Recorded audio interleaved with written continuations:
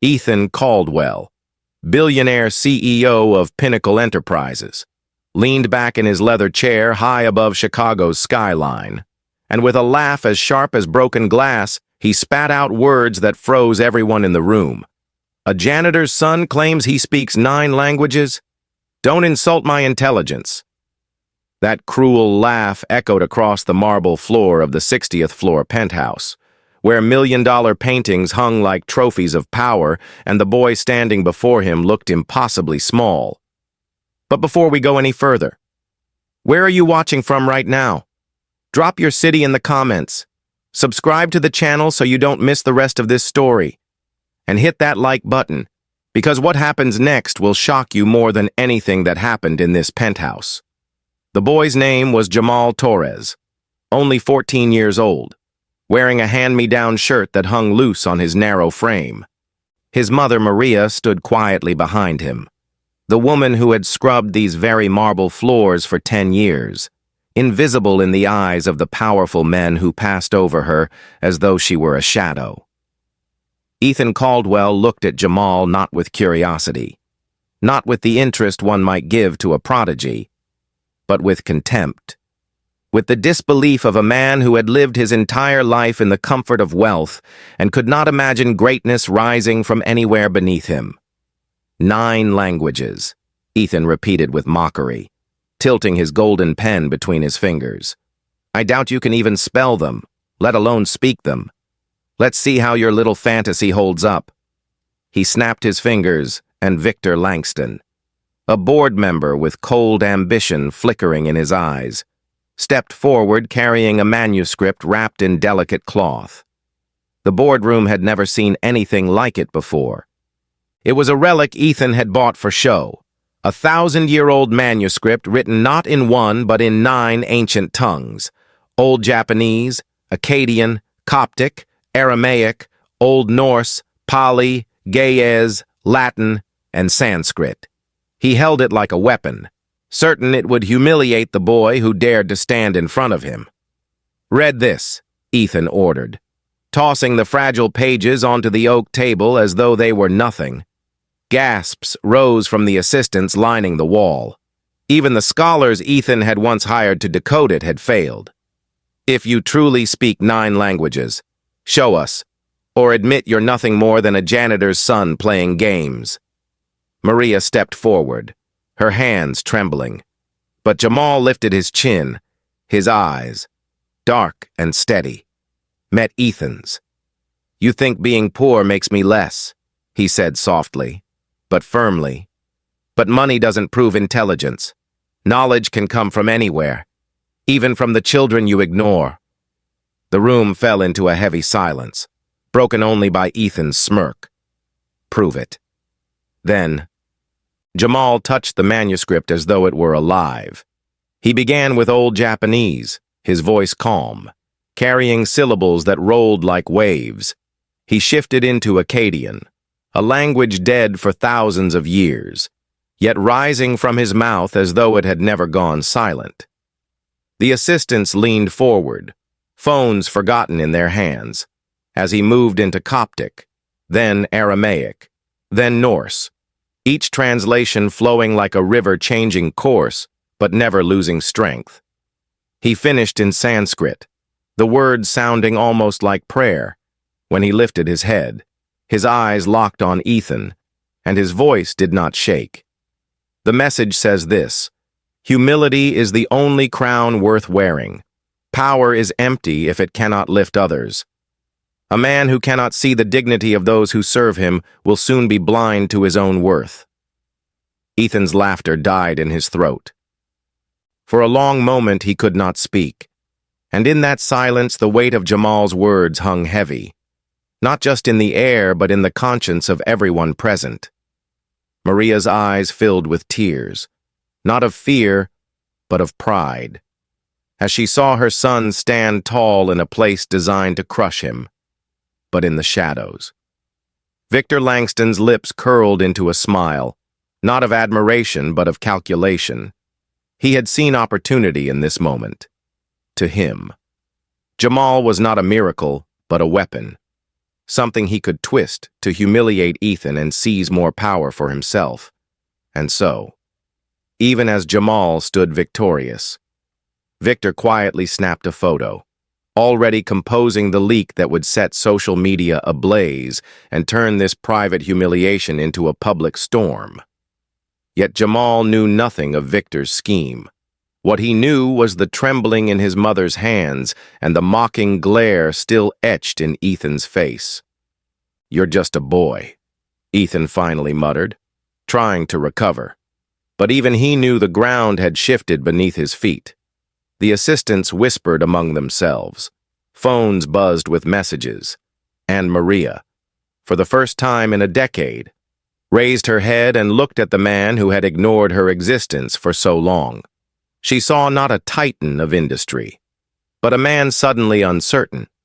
That night would mark the beginning of a struggle that would reach far beyond the walls of Pinnacle Enterprises. Jamal had planted a seed in the heart of arrogance, and though it was met with scorn, it would grow into something larger than any of them could yet imagine.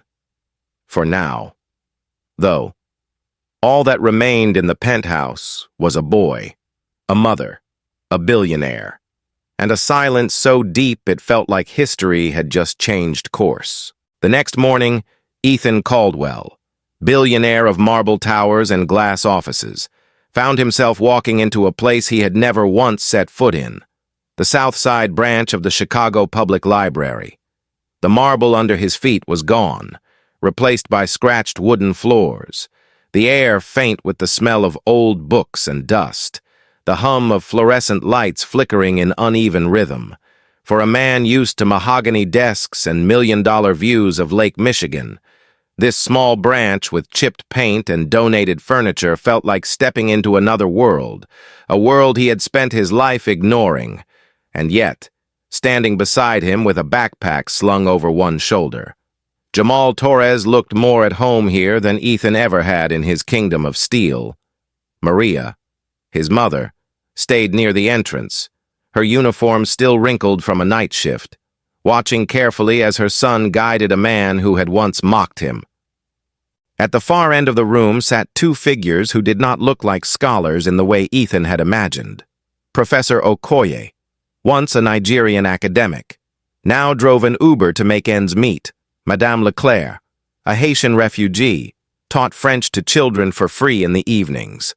They rose when Jamal led Ethan to them, not with deference to his wealth, but with respect for the moment about to unfold. "This is Ethan," Jamal said, his young voice carrying an authority beyond his years. "He came to learn." Ethan cleared his throat, uncomfortable, tugging at the sleeve of his tailored jacket. "Yes. Well, I suppose I'll give it a try," he muttered. But even as he spoke, he felt the eyes of every library patron upon him, the immigrant father helping his daughter with homework, the teenage boy flipping through Spanish flashcards, the elderly woman tracing words with her finger. Here, in this small space, titles meant nothing. Okoye handed Ethan a sheet of paper filled with Japanese characters. "Read this," he said simply. Ethan squinted, the symbols swimming before his eyes. He tried to guess, but his tongue stumbled, the sounds clumsy.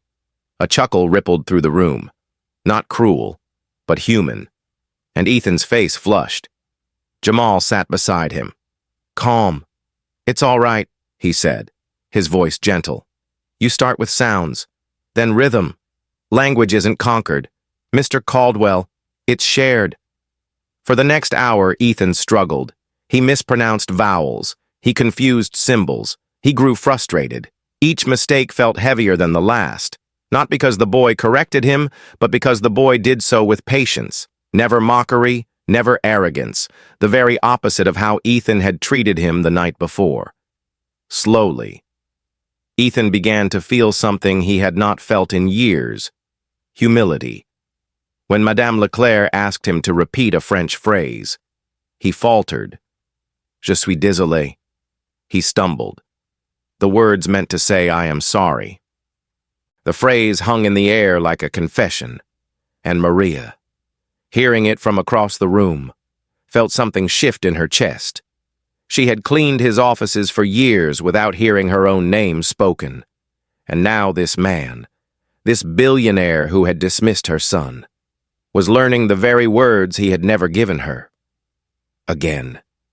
Madame Leclerc urged, Ethan repeated, and this time his voice did not tremble. But while Ethan struggled to sound out the syllables of humility, another struggle was already forming beyond the library walls.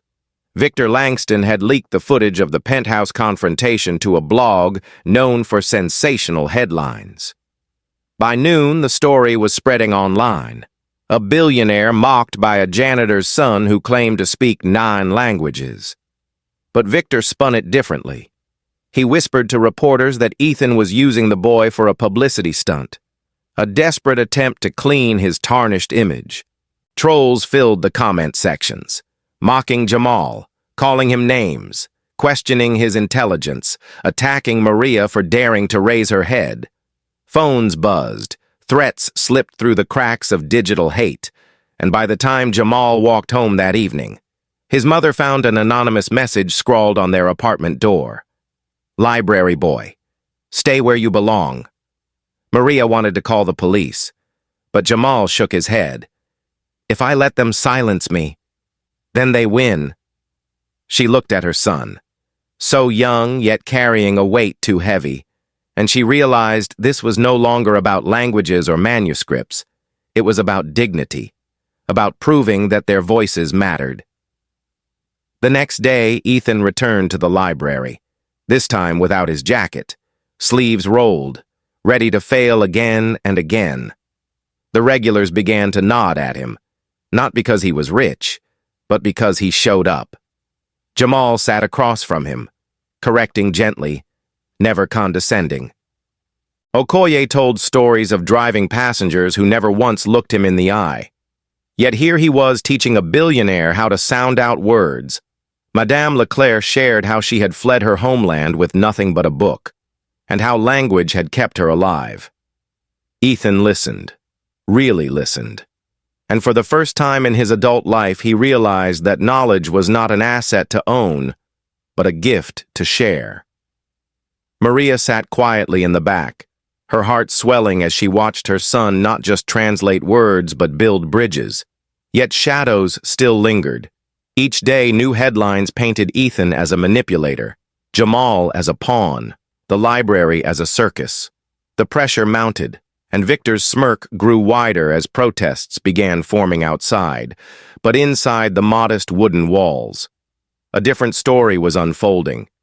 Ethan, once the voice of scorn, now stumbled through consonants like a child, and Jamal, once dismissed as invisible, guided him like a teacher, and though the world outside was sharpening its knives, within those walls, humility began to take root. The storm broke 2 weeks later at a public colloquium inside the library's cramped main hall. A gathering meant to showcase the power of language but quickly becoming a battlefield of pride, prejudice, and fear. Folding chairs filled every corner, the air thick with chatter as community members, scholars, students, and even reporters crammed together to witness the boy who claimed mastery of 9 tongues. Jamal sat at a simple wooden table, the same manuscript that Ethan had once tossed in mockery, now resting before him like a sacred trust. Maria stood near the door, her hands clasped tightly, watching her son with the quiet strength only a mother knows, while Ethan sat beside her, nervous in a way no boardroom had ever made him, at the front. Professor Okoye and Madame Leclerc opened the session, introducing Jamal not as a curiosity, not as a stunt, but as a student who had chosen to stand for something larger than himself. Words build bridges, Okoye said, his voice deep and steady, and bridges are most needed where walls have been raised. The audience hushed as Jamal began. His fingers brushed the ancient pages, and then his voice rose, weaving sounds from the past into the present. He spoke Coptic first, each syllable flowing with a grace that startled even seasoned scholars. He explained how the words held not just meaning but memory, fragments of a people who refused to vanish. Then he shifted into Aramaic, the language of prophets, his tone carrying echoes of deserts and prayers long forgotten. Murmurs rippled through the crowd, phones lifted to record, and Maria saw pride spreading across faces that had once dismissed her son. But as Jamal's voice rose, the doors outside rattled with a different kind of noise. Protesters, stirred by Victor Langston's online campaign, gathered with signs calling Jamal a fraud, calling Ethan a manipulator, shouting that the library was wasting taxpayer money. Some voices were laced with racism, others with blind anger, all of them fueled by Victor's whispers. Inside. Jamal did not falter. He shifted into Old Norse, explaining how words of warriors carried not only battles, but codes of honor. Then into Ge'ez, painting stories of ancient Ethiopia. Then Latin, its rhythm sharp and clear. Every tongue he touched became more than a language. It became a mirror held to the crowd, showing them that knowledge belonged to no single race, no single class, no single generation. But just as he began to read in Sanskrit, a crash split the air. A brick, hurled through the side window, shattered glass across the floor, shards scattering like cruel confetti. Gasps erupted, chairs scraped, someone screamed. Maria threw herself toward her son, shielding him, while Ethan rose with fury blazing in his eyes. For a moment it seemed chaos would consume the room, but Jamal lifted his voice above the shouts, calm, steady, unbroken. He continued reading the Sanskrit verse as if the brick had never touched the building. His voice cut through fear like a bell through fog. Truth is not silenced by stones. Dignity is not erased by hate. The path of learning does not end at broken glass. The crowd froze, as if the boy's courage had bound them all in a single breath. Even those who had doubted him felt something shift. Jamal lowered the manuscript, looked directly at the protesters outside the broken window, and spoke in English, clear and unwavering. You can throw bricks at windows, but you cannot break words. You can insult my mother, but you cannot erase her strength. If you came here angry, then stay and listen and ask me questions. Challenge me, but do not silence me. This is a library. This is where voices are meant to be heard. Silence followed, heavy, electric. Then an elderly man in the front row, a retired teacher, stood and began to clap, one by one. Others joined until the room shook not with shouts of hatred, but with applause that drowned them out. Even some protesters lowered their signs, uncertain now, disarmed not by force, but by a boy's composure. Ethan watched with awe, his arrogance from weeks earlier replaced by humility, realizing that this child had more command of a room than he ever had with millions at his back. Maria wept openly, no longer caring who saw. Victor Langston, however, seethed in the shadows. He had expected chaos to bury Jamal, but instead the chaos had revealed his strength. Still, Victor was not done.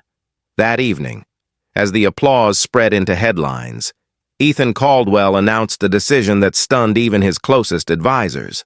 From the podium, glass shards still glittering at his feet, he declared the creation of the Jamal Torres Foundation for Equity, seeded with $750 million, its mission to expand libraries, fund education, and elevate voices too long ignored. And, Ethan added, turning toward Maria, its first CEO will not be me, but the woman who taught her son dignity by example, Maria Torres. Gasps swept the room, reporters scrambled, and Maria shook her head in disbelief, but Ethan pressed on. This family has taught me what I never learned in boardrooms. It is time I use my wealth not to boast, but to build. The announcement lit a fire across the city. Some praised Ethan for humility, others mocked him for weakness, but no one could ignore it.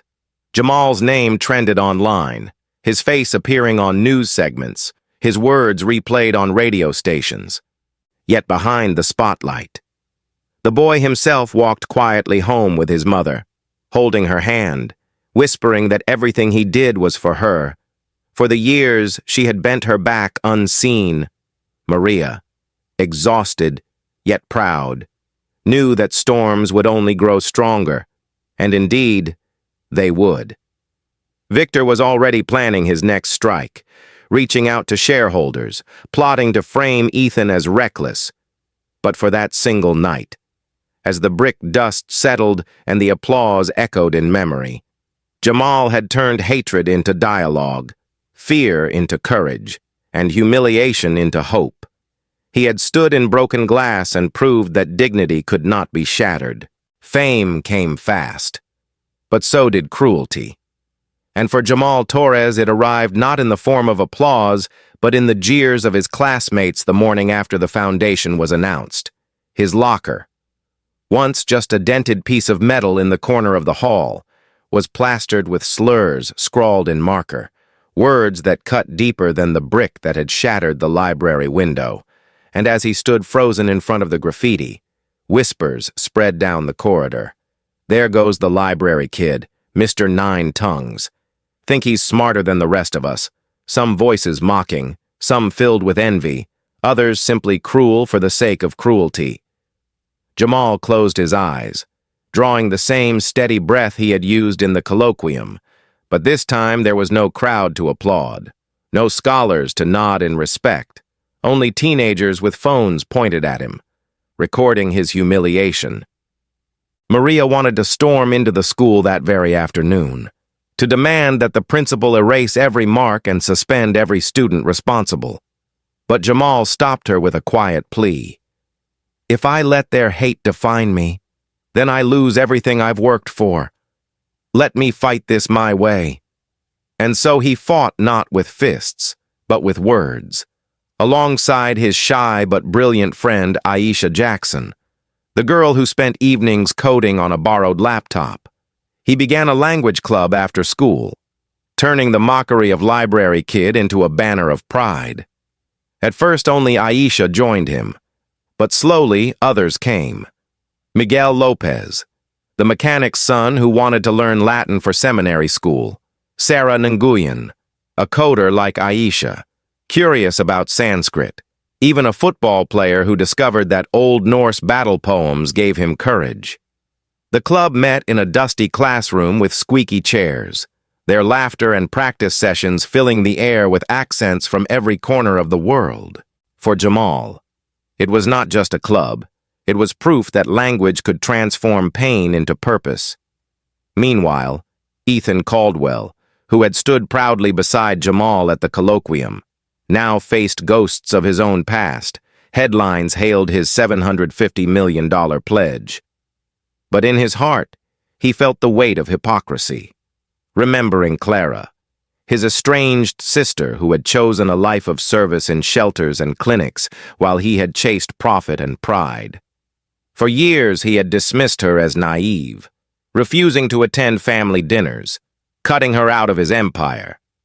And now, as he walked into a shelter she managed on Chicago's west side, the smell of soup and the murmur of the homeless filling the room, he saw in her weary eyes the reflection of all he had failed to value. "You're here because of a boy," Clara said flatly, ladling stew into a bowl without pausing. Ethan nodded, ashamed. "Yes, but I should have been here long before." Clara said nothing more. But the silence cut him deeper than words, forcing him to roll up his sleeves and serve beside her, back at Pinnacle Enterprises. Victor Langston sharpened his knives, unable to shake Jamal in the public eye. He leaked emails claiming Ethan had mismanaged funds, hinting that the foundation was a cover-up for corruption. Headlines screamed, "Scandal at Pinnacle?" Stocks wavered, and whispers grew among shareholders. But Maria, now stepping into her unexpected role as CEO of the foundation, did not flinch. She ordered transparent audits, opened every ledger, published every figure online, daring anyone to find deceit. When reporters questioned her, she did not speak in the polished language of executives, but in the plain honesty of a woman who had scrubbed toilets for a decade. My son taught me that dignity is not declared. It is practiced daily. These numbers are open for all to see. If you want to know our truth, read it yourself. The public, weary of corporate lies, responded with respect. And the storm Victor had hoped would drown them instead revealed Maria's integrity like a lighthouse in the dark. Still, Jamal's daily life remained a battlefield. The taunts at school did not disappear, though the club gave him strength. A video of him being mocked in the cafeteria went viral, trolls splicing it with clips of him speaking ancient tongues, the caption sneering, 9 languages, 0 friends. Jamal cried in private that night, his young shoulders shaking as Maria held him, whispering, "They fear what they don't understand. But you, my son, you are stronger than fear." He dried his tears, returned to school, and found a message slipped into his locker. Not a slur this time, but a note in halting French. "Merci for showing us courage." He smiled, folded it into his pocket, and knew the club was beginning to change more than just himself. In the evenings, Ethan sometimes visited the library, not as a benefactor but as a student, stumbling over Swahili under Okoye's patient gaze, sweating over Latin verbs while Madame Leclerc corrected his accent. And though the press continued to spin, though Victor continued to plot, the boy who once stood mocked in a marble penthouse was now teaching a billionaire how to bow his head, a school how to value learning, and a city how to see dignity not as charity, but as justice. The day of reckoning arrived not in a classroom or a library, but in the polished heart of Pinnacle Enterprises itself, the round-table room where billions were decided and lives often forgotten. The board had gathered, every chair filled with suits and eyes sharpened by profit, and at the head sat Ethan Caldwell, no longer the untouchable titan, but a man under siege, his every move questioned, his loyalty to shareholders challenged, his foundation painted by Victor Langston as a reckless vanity project. "Our stock is slipping," Victor thundered, slamming a report onto the table, "because this man chose to tie our future to a janitor's son and his fantasy foundation. Education clubs and scholarships do not drive quarterly returns. He has betrayed us all." The room buzzed with agreement, nervous murmurs rising as shareholders glanced at one another, calculating risk. But before Ethan could respond, Maria Torres rose, her hands steady though her heart pounded. For the first time in her life, she faced men and women who once walked past her as though she were invisible. Yet now she stood not with a mop in her hand, but with the authority of truth. "You talk of numbers," she said firmly, her accent clear, her words crisp. "Then let us talk of numbers. Since the foundation began, Pinnacle's turnover dropped 42%, workplace safety incidents fell by 35%, and job applicants surged by 150%. Those are not fantasies, those are facts." She handed out the transparent audits she had insisted upon, the documents Victor had hoped would never see daylight. And silence fell as charts and figures spoke louder than his accusations. "When people feel dignity," Maria continued, her voice growing stronger, "they work not because they fear losing their job, but because they believe in what they are building. That is why Pinnacle is growing, not shrinking. And that is why your revolt is not about shareholders. It is about pride." For a moment, Victor faltered, but his cunning smile returned quickly. "Pride, perhaps. Or perhaps this is about accountability. Ask yourself, is this company led by data or by sentiment?" But before the room could swing back into doubt, Jamal stepped forward, though only 15. He stood with the same courage he had carried through the broken glass at the colloquium. "My name is Jamal Torres," he said quietly, but the quiet carried across the room. "And I have been called a fraud, a stunt, a library kid, But here is what I know. Words build communities, and communities build companies. Without them, your numbers mean nothing. You want to know if this is sentiment? Ask the janitors who became supervisors. Ask the immigrants who now train new employees. Ask the students who come to our clubs every week, choosing to learn instead of joining gangs. If you think that has no value, then maybe you are the ones who cannot count. The room stilled, the weight of a teenager's truth hanging heavier than any spreadsheet. One shareholder, a woman who had remained silent, finally spoke. "I visited one of the new library branches," she said softly. "I saw employees from our company volunteering there. I saw hope. If this is mismanagement, it is the kind we need." Heads began to nod, slowly at first, then with conviction. Victor's face tightened, the power he had counted on slipping like sand through his fingers. Ethan, watching his empire nearly torn apart, finally rose, but his words carried not the arrogance of a CEO, but the humility of a man transformed. "I built Pinnacle on numbers alone," he admitted, "and in doing so I forgot the names, the faces, the people who made those numbers possible." Jamal reminded me that leadership is not about commanding, it is about listening. Maria reminded me that dignity is not charity, it is justice. If you want a company that chases profit alone, then remove me. But if you want a company that lasts beyond quarterly returns, then stand with us. The boardroom erupted into debate, but the tide had shifted. When the vote was called, Victor's motion collapsed, and Ethan remained. His leadership reaffirmed not by fear, but by vision. Furious, Victor stormed from the room, his shadow lingering like a threat yet unfulfilled. But the struggle was not only in polished towers, outside in the city. A new danger rose when a politician proposed slashing funding for public libraries, dismissing them as relics in the digital age. Jamal, hearing the whispers, refused to stay silent. He organized a town hall, not in a grand auditorium, but in the same South Side library that had once humbled Ethan.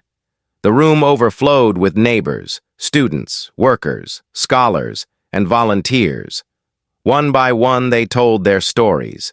Okoye describing how teaching Swahili gave him dignity after rejection.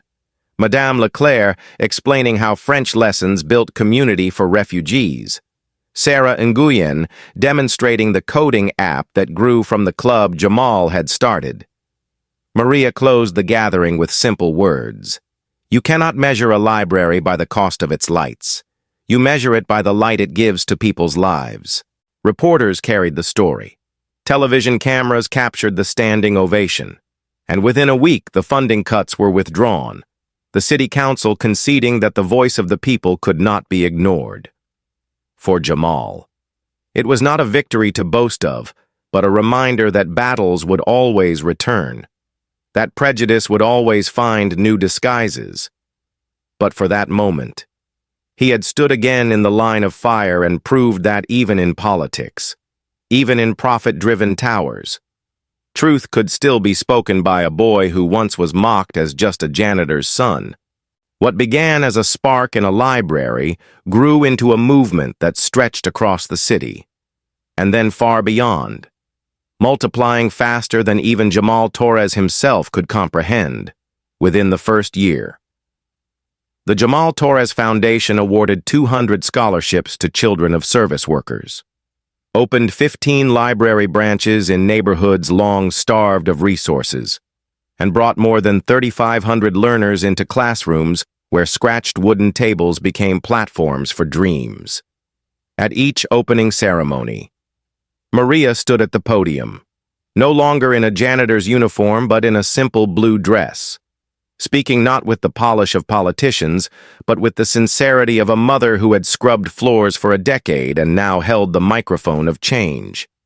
"This is not charity," she reminded them. "This is justice." The words rang through church basements, school gyms, and community centers, and people listened because they knew her truth. Jamal, though only 15, became the reluctant face of it all. A teenager whose name was chanted by crowds, but who still carried his backpack to school every morning. His homework crammed between speeches and interviews.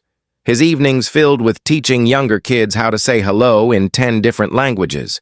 His friend, Aisha Jackson, once timid in the corner of the classroom, now stood beside him with a laptop and an app she had built that allowed thousands to learn Swahili through games and songs. What started as a side project coded in her bedroom hit 12,000 downloads in 3 months, spreading from Chicago to New York, to Nairobi, to Port-au-Prince. Proof that even a girl who once thought her voice too quiet could echo across continents. Ethan Caldwell, once the embodiment of cold corporate pride, now humbled himself week after week at Clara's shelter, serving soup and learning names: Juan, Deborah, Abdul, Clarice, each name spoken aloud as if healing the silence he had once inflicted by overlooking the people who carried his empire. "I used to know the numbers," he confessed to Clara one night, wiping down tables, "but I never knew the names. Now I am learning." She nodded, not ready to forgive entirely, but recognizing the sincerity in his hands, in his presence. Yet as the foundation's reach grew, so too did the shadows of resistance. Victor Langston, bruised by his failure in the boardroom revolt, launched one final attack, leaking false documents that claimed millions had vanished from the Foundation's accounts. Headlines once again screamed scandal, reporters demanded answers, and skeptics circled like vultures. But Maria, steady as ever, called a press conference, standing at a wooden lectern with Jamal and Aisha at her side. She released every receipt, every transaction, every audit for the public to see. "If you seek lies," she said, her voice clear, "you will not find them here. What you will find are scholarships, our books, our meals, our lives changed.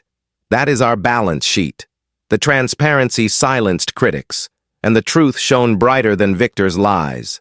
Jamal, watching his mother command a room once reserved for executives, felt a surge of pride. He knew now that her strength was the true foundation of everything they had built. Meanwhile, the language club at Jamal's school exploded in size. What began as 3 students crowded around a dusty desk grew to dozens filling the library, chanting greetings in Swahili, Japanese, Spanish, and Arabic, their voices rising above the echoes of lockers once covered in slurs. Even the bullies who had mocked him found themselves curious, creeping into meetings not out of kindness, but out of intrigue, only to leave with new words on their tongues, humbled by the realization that learning could belong to them too. Jamal's mantra spread: 9 tongues, 1 truth, lift others, painted on murals, printed on t-shirts, whispered in classrooms, across the city. Children from neighborhoods long dismissed as hopeless found power in words, while parents wept watching their sons and daughters hold books in languages they had never dreamed of learning. Aisha, once shy, now spoke at conferences, her Swahili app praised as both innovative and empowering, while Jamal stood beside her translating questions into French or Japanese, the two of them embodying a future where technology and language served not the wealthy alone, but the forgotten.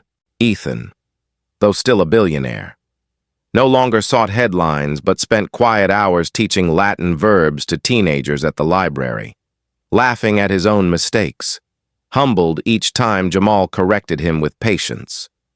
Clara, watching from the corner, saw her brother at last as a man changed, not perfect, not redeemed entirely, but walking a path she had once feared he would never take, and through it all.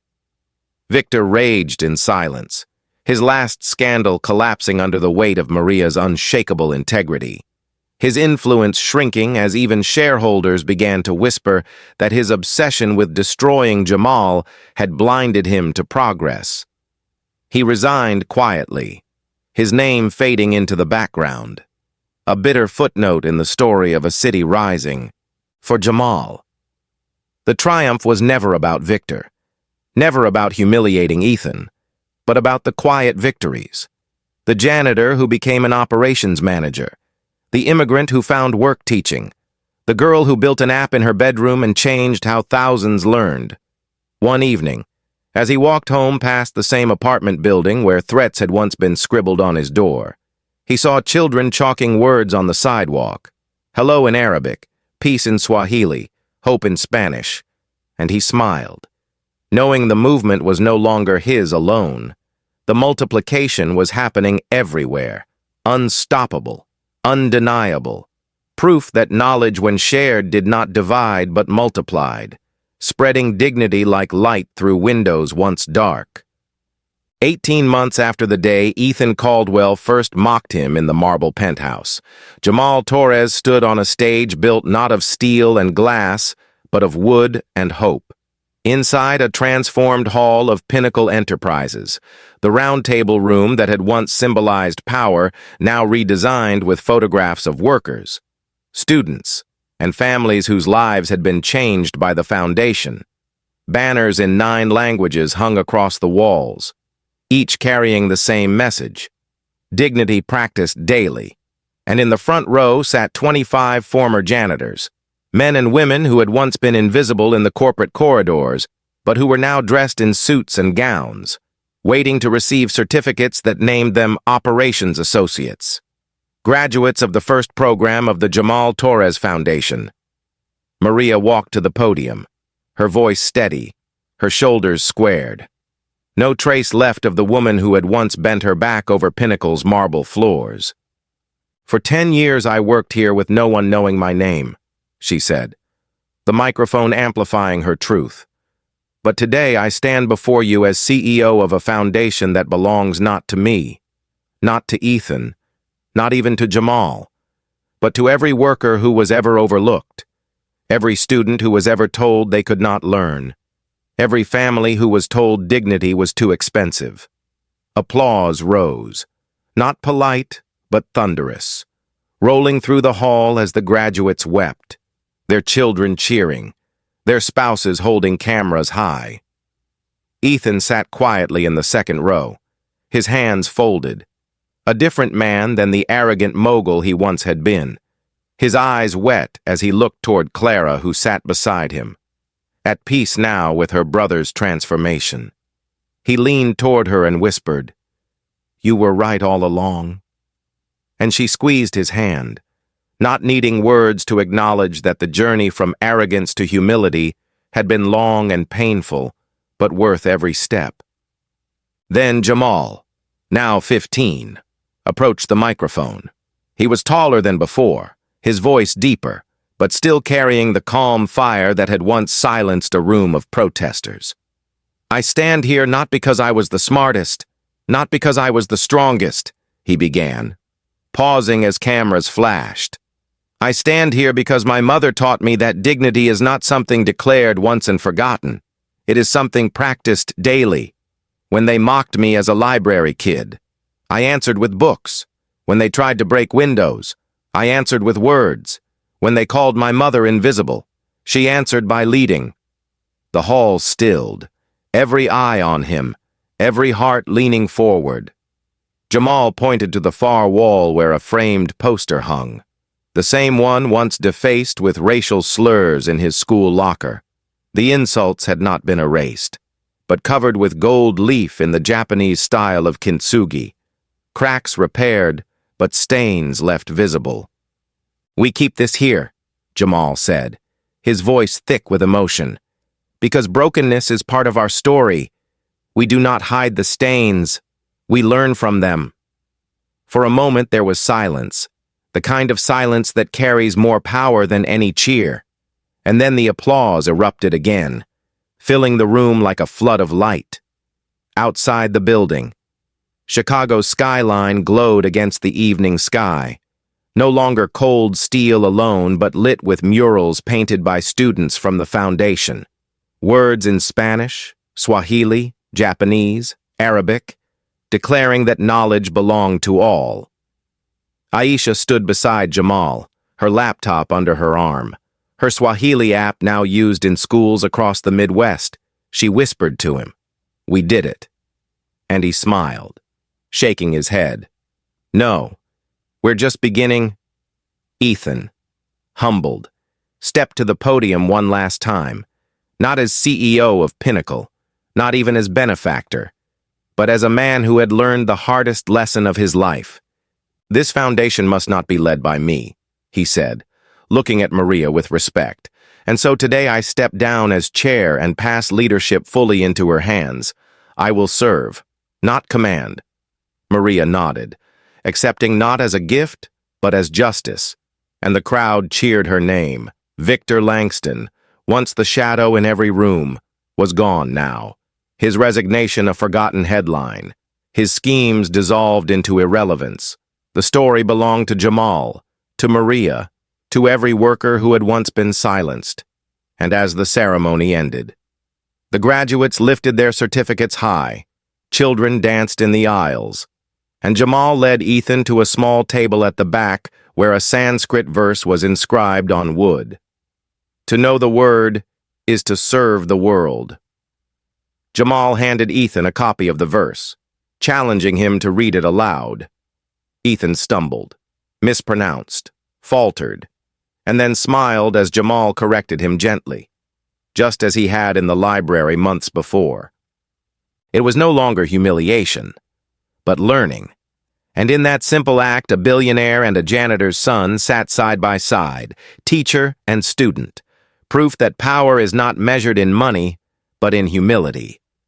Chicago that night pulsed with something new, not the hum of profit alone, but the heartbeat of a city learning to read itself anew.